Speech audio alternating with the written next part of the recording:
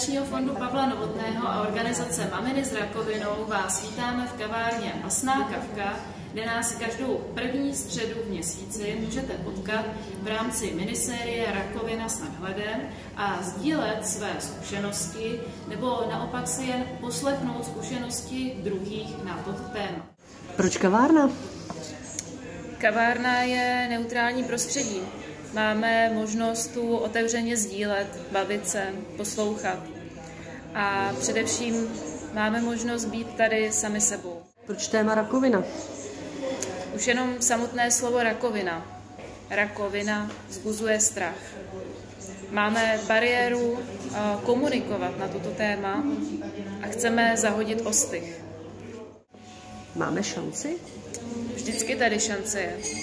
Záleží na každém z vás, jaký máš přístup k sobě, k životu a k možnostem.